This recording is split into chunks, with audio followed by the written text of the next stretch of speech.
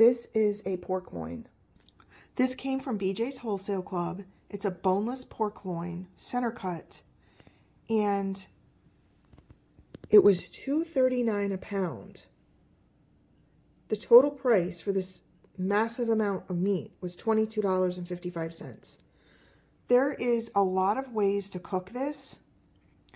I'm going to roast it in a preheated oven at 400 degrees, and I'm going to season it with salt, and I'm going to prepare the pan with some oil and water.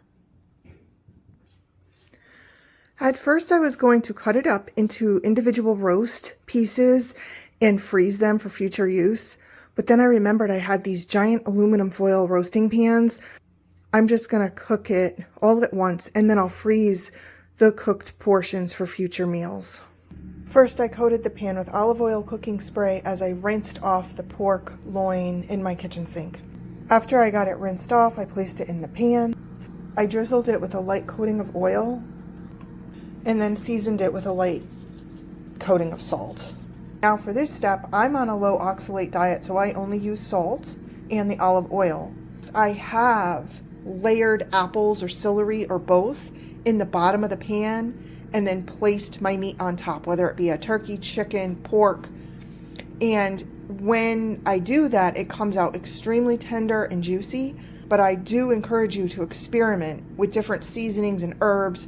Another one I used to use is rosemary. I used to grow it in my garden and then use fresh rosemary. It's absolutely delicious. I'm also using about a cup of water, just so that the bottom of the roast doesn't burn.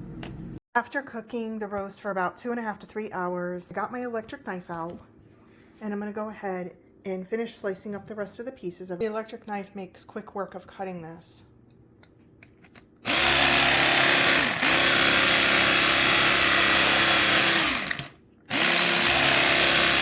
That was super satisfying to get those cuts all in a row like that, nice and even.